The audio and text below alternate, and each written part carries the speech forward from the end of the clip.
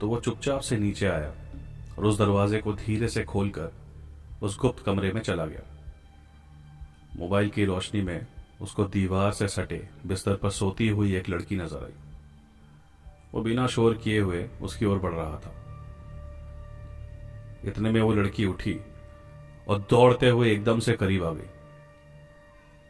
उसके बिगड़े हुए चेहरे और एक आंख से उसे देखती और दूसरी आंख से पूरे कमरे का जायजा लेती उस लड़की को देख समीर के मुंह से चीख निकल गई और डर के मारे उसके हाथों से उसका मोबाइल एक झटके के साथ जमीन पर गिरा और उसके गिरते ही पूरे कमरे में एक बार फिर से घुप अंधेरा छा गया।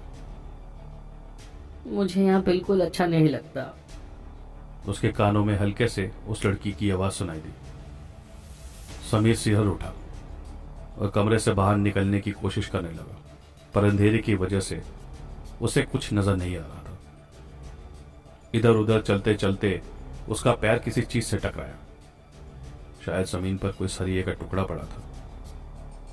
उसने उसे उठाया और किसी अंधे इंसान की छड़ी की तरह इस्तेमाल करते हुए बाहर का रास्ता ढूंढने लगा। उसे लगा उसके पीछे कोई है, तो उसने तेजी से उस सरिये को जैसे ही हवा में लहराया, कमरे में लगा बल्ब जल उठा। ये क्या कर दिया तुमने? बूढ़ा सीढ़ियों से नीचे उतरते हुए बोला। उसके पीछे अलीजा भी थी। समीर ने नीचे देखा तो हर तरफ फर्श पर खून ही खून था। अनजाने में वो सरिया उस लड़की के सर पर जा लगा था, जिससे तुरंत ही उसकी मौत हो गई। समीर इतना डर गया कि बिना कुछ सोचे वो वहां से उस बूढ़े आदमी को और अलीजा को धक्का देते हुए सीढ़ियों से ऊपर भागा। बूढ़ा और उसकी बीवी सीढ़ियों से नीचे गिरे और अलीजा का सर फर्श से टकराने की वजह से उसकी गर्दन की हड्डी टूटी और वो भी वहीं मर गई। पर वो बुढ़ा आदमी गंभीर रूप से घायल होने के बावजूद जिंदा बच गया था।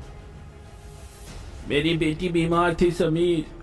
मैं तुम्हें जरूर ढूंढ निकालूंगा और तुम्हें इन सब की कीमत चुकानी होगी। हमने तुम्हें आसरा दिया और तुमने हमारा सब कुछ छीन लिया। वो बूढ़ा दुख और दर्द से कर्राते हुए बोला। समीर को रोते हुए दर्द से छटपटाते उस बूढ़े आदमी की आवाज साफ सुनाई दे रही थी, पर वो नहीं रुका। बाबा। उस बूढ़े को अनीता की आवाज सुनाई दी। वो अभी भी जिंदा थी। वो किसी तरह खुद को घसीटते हुए उसके पास पहुंचा तो अनीता की सांसें उखड़ रही थी। मरती हुई अपनी बेटी को देख ना जाने कहां से उसकी बूढ़ी हड्डियों में इतनी ताकत आ गई कि वो उठा और अपनी बेटी के सर को अपनी गोद में रखकर बैठ गया। तू ठीक हो जाएगी, घबरा मत, तेरा बाबा है ना। उसने अपनी बेटी से कहा, पर उसे पता था कि वो मर रही थी और वो कुछ भी नहीं कर सकता था। उस रात उसने एक ऐसा फैसला किया जो दुनिया का कोई भी बाप शायद ही करता। उसने अपनी मरती हुई बेटी के जिस्म को किसी तरह घसीटते हुए कमरे के बीचों बीच लाया और कोने में पड़ी एक पुरानी सी सिंदूक में से कुछ सामान और एक किताब निकाल कर ले आया। फिर उसने जमीन पर अनीता के इर्द गिर्द कुछ निशान बनाए। उसने पास में पड़ा चाकू उठाया और अपनी बेटी के पेट से उस अजन्मे बच्चे को निकालकर अपनी बेटी के बगल में रख दिया। अनीता अब बस कुछ ही पलों की मेहमान थी।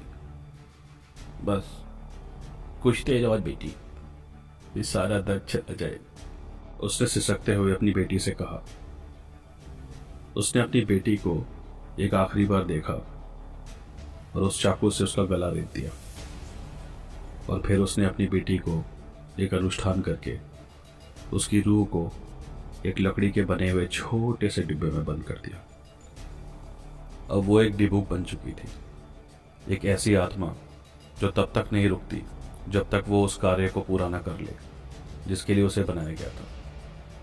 उसी रात उसने अपनी पत्नी और उस अजन्मे बच्चे को नदी के पास दफन करके अपनी बेटी की लाश को पत्थर से काट कर नदी में फेंक दिया, जिससे उसका शरीर कभी न मिल सके। समीर अब भी खिड़की के पास खड़ा पुरानी उन बातों को याद कर घबराया हुआ था कि अचानक से तेज बिजली की चमक में उसे घर के नीचे सड़क पार चंद पलों के लिए वो दिखा, सर पर किप्पा पहने हुए, बारिश में भीगा हुआ, उसे देखते हुए खड़ा वो बूढ़ा। इससे पहले कि समीर कुछ भी सोच पाता, स्टूल पर रखा लैंडलाइन बज पड़ा। समीर ने फोन उठाया तो किसी ने कहा, उस रात तुमने मेरी बेटी को मार दिया। वो कोई डायन नहीं थी। जन्म से उसकी आंखों में एक दुर्लभ बीमारी थी, जिसके कारण उसकी आंखें अलग अलग दिशा में देख सकती थी। शहर से आए तुम्हारी ही तरह कुछ लड़कों ने उसके साथ जबरदस्ती की और फिर उसका पूरा चेहरा जला दिया। गांव के बाकी लोगों को कुछ बताए बिना हमने उसे नीचे उस कमरे में छुपा कर रखा था कि एक बार बच्चा हो जाए तो उसे दूर उसकी बहन के पास भेज देंगे। लेकिन तुमने मुझसे सब कुछ छीन लिया और आज रात मैं तुम्हें तुम्हारा किया लौटा दे आया हूं। अब वो हमेशा तुम्हारे साथ रहेगी। और फिर फोन कट गया। समय का पहिया भी क्या अजब घूमता है। उस रात समीर वहां से भागकर अंधेरों में गुम हो गया था और आज वो बूढ़ा अपनी लड़खड़ाती कदमों से चलते हुए उन्हीं अंधेरों में कहीं गुम हो गया। समीर जैसे पागल सा हो गया था। वो रोते रोते अपने गुनाहों की माफी मांगने लगा और ऊपर वाले से मदद की गुहार लगाने लगा। पर आज रात शायद बारिश और बिजली के शोर में ऊपर वाला भी उसे नहीं सुन पा रहा था। एक के बाद एक उसके फ्लैट की सारी बत्तियां बुझने लगी। समीर, मुझे अंदर आने दो ना। किसी ने उसके कानों में एक बार फिर से फुसफुसाया। पूरा कमरा अंधेरे की आगोश में था और समीर को कुछ नजर नहीं आ रहा था।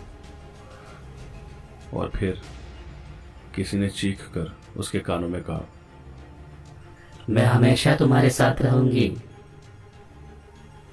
वो किसी की ठंडी सांसें और बालों को अपने कंधों पर महसूस कर रहा था। समीर ने धीरे से अपनी गर्दन घुमाई और बिजली की चमक में उसे वो आंखें नजर आई। एक आंख उसे घूरती हुई और दूसरी ऊपर नीचे देखती हुई। लगता है आपके कमरे में भी कोई है, खोलना मत।